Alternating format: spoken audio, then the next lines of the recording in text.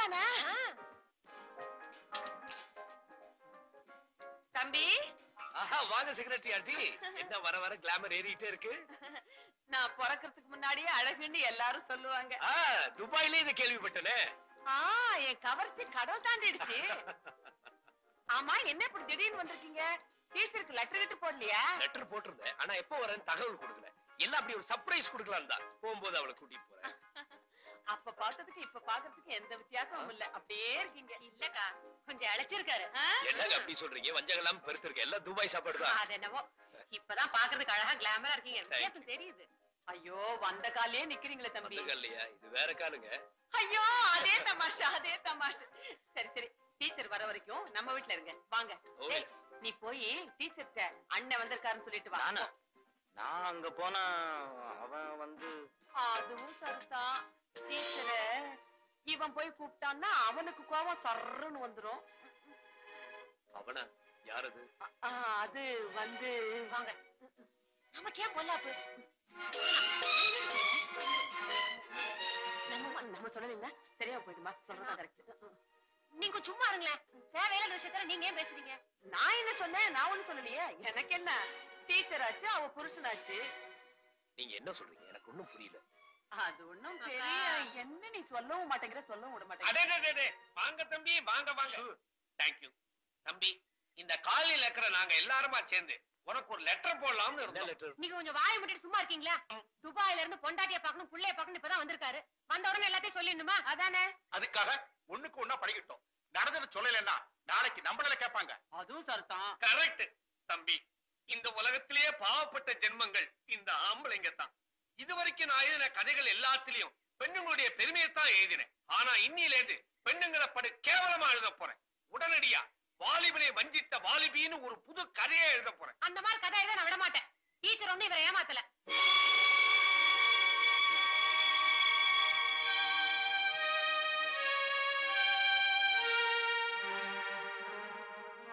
என்னென்ன நல்ல அழகும் ஆரோக்கியமும் உள்ள புருஷன் குத்துக்கல்ல மாதிரி இருக்கிறான். சரி, அதை விட ஒரு குழந்தைக்கு தாயாவும் ஆயிட்டா. அதுக்கப்புறமும் எங்கிருந்தோ வந்த ஒரு கூர்காவை கதின்னு அலைஞ்சான்னா கேவலமா இல்ல, அசிங்கமா இல்ல? கூர்காவா? என் பொண்டாட்டி நிர்மலாவா? நீங்க சொல்றதா உண்மையா?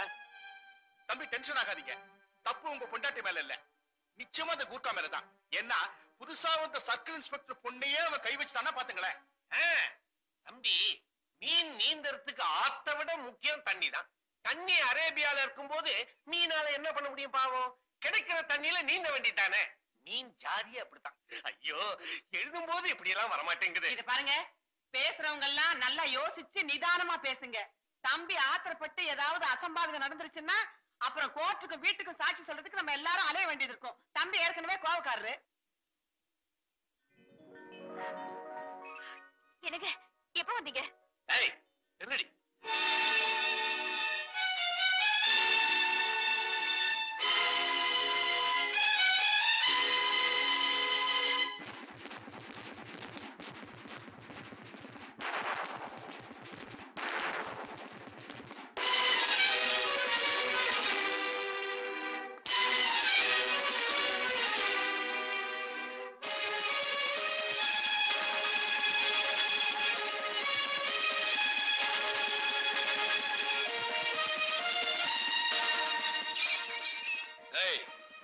காலனிக்கு புதுசா வந்த குருக்கா நீதானா? ஆமா சார். சும்மா என் குழந்தைய கீழே விடு. உனக்கு என் பொண்டாட்டிக்கு என்னடா உறவு?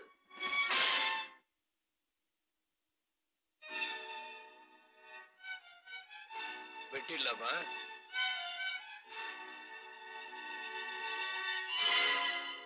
ராம்சிங், இன்னொரு அருவா எடுத்துட்டு வா.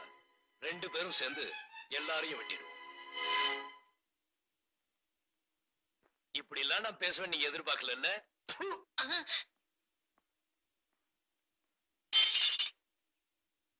பெத்தவங்களை வேணான்னு என்ன நம்பி ஓடி வந்தவன் நீங்க. என்ன சுண்டக்கா? அந்த ஆண்டவனே வந்து சொன்னாலும் சரி, என் பொண்டாட்டி பத்தி நான் தப்பா நினைக்க மாட்டேன்.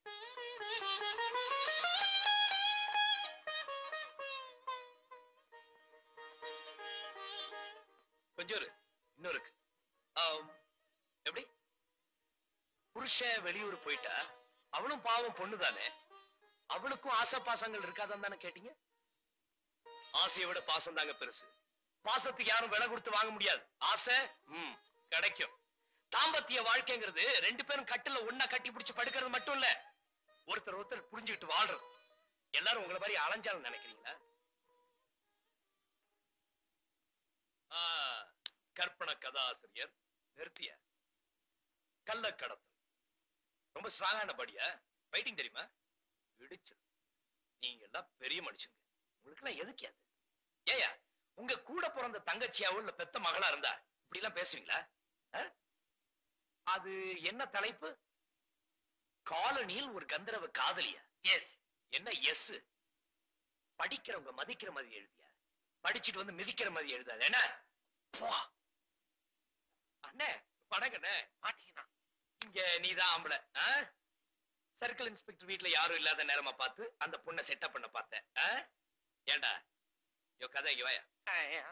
இவர் பொண்ணு பாரதி தானே நீ லவ் பண்ற, அப்புறம் என்ன லத்தா மேல உனக்கு சபலமா? நீ என்ன பெரிய ஆண் அழகுனா? இனிமே இந்த பொண்ணையாவது பார்த்து உன் வாய் பெர்மனன்ட் அப்படி ஆயிடும், தெரியல? ஜாக்கிரதை பொம்பளை பொறுக்கி. எல்லாரும் நல்லா கவனமா கேட்டுங்க. லதா யாரு தெரியுமா? இவரை உயிருக்கு உயிரா நேசிச்ச பொண்ணு.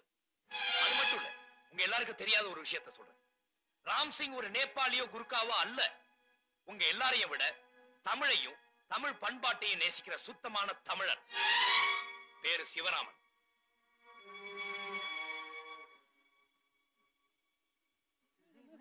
சைலன்ஸ். எல்லாருக்கும் கிளியர் ஆயிடுச்சுல? எங்களுக்கு நிறைய வேலை இருக்கு. Get out.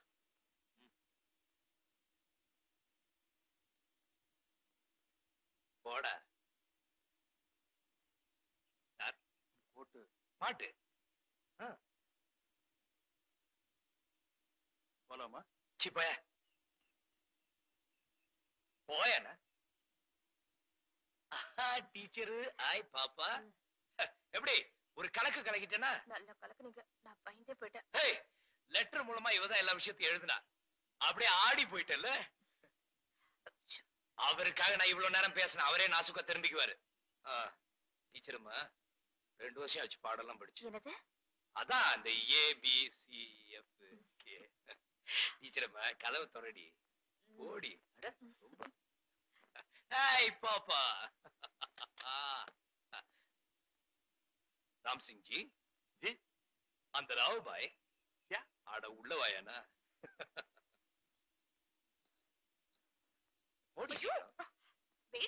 இதுக்கே எப்படின்னா என்ன சூ பாப்பாய். என்ன சிவா, அம்மா கிட்ட போய் காபி கேட்டேன்னு சொல்லு. கோ வாசு உள்ளவா. நீங்க எவ்வளவு பெரிய ஆள் சார், என் மேல எவ்வளவு நம்பிக்கை. பேச வர மாட்டேங்குது சார். உண்மையிலேயே நீங்க பெரிய மனுஷன் சார். பெரிய மனுஷன் நீதான். இந்த காலனியை என் பொண்டாட்டியும் ஒன்னிய வச்சு தப்பா பேசும்போது அவ கௌரவத்தை காப்பாத்தணுங்கிறதுக்காக உனக்கு ஏற்பட்ட அவமானத்தை தாங்கிட்டு நான் வர வரைக்கும் அவளுக்கு துணையா இருந்தியே, நீதாயா பெரிய மனுஷன். என் பொண்டாட்டி என் மேல நம்பிக்கை வச்சிருக்கானா, அவ என்ன காதலிச்சா, என்ன கல்யாணம் பண்ணிட்டா, குழந்தையும் பெத்துக்கிட்டா, இப்ப ஒன்ன வாழ்ந்துட்டு இருக்கோம். ஆனா நீ என் கூட பேசுனது இல்லை, பழகுனது இல்லை, ஏன் பார்த்ததும் கூட இல்லை. எதுவுமே இல்லாம என் மேல நம்பிக்கை வச்சு இவ்வளவு நாள் இங்க இருக்கியே. You are great, I say. என்ன யாருமே இல்லாத இந்த அநாத மேல போய் சோ உனக்கு யாரும் இல்லைன்னு சொல்லக்கூடாது. You are like my brother. No, you are my brother. பெரிய தம்பி.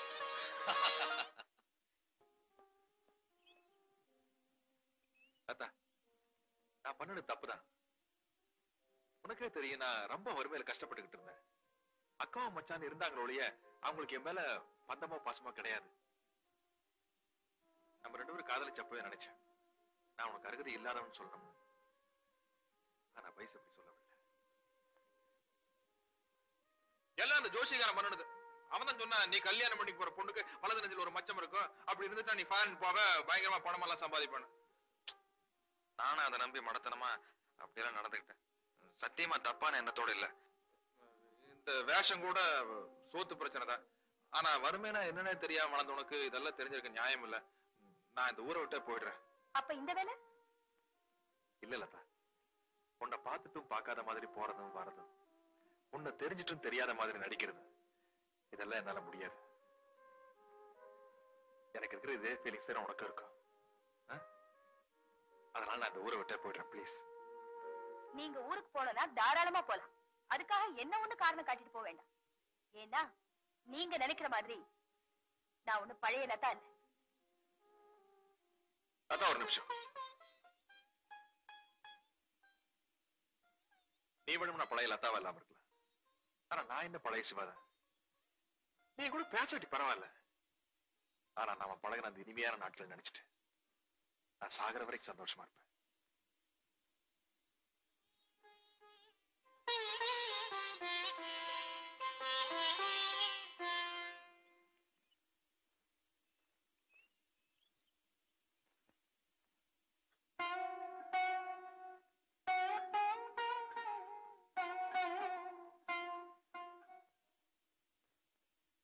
நீ என்ன நினைச்சாலும் சரி, காதலிச்சு கல்யாணம் பண்ணிக்கிட்ட அனுபவத்துல நான் சொல்றேன். ஆணா இருந்தாலும் சரி, பொண்ணா இருந்தாலும் சரி, மனசுல ஒருத்தரை நினைச்சிட்டா சாகர வரைக்கும் அவங்கள மறக்க முடியாது.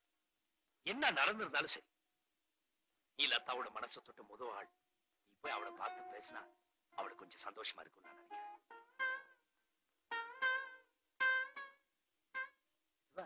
ஏதாவது பேசுவா, குழந்தை மாதிரி அழுதா எப்படி? வேண்டாம் சார். சார், லதா ஒரு விதவையா நடிச்ச என்னால் நேரில் பார்க்க முடியாது சார். எனக்கு இந்த சக்தி கிடையாது சார்.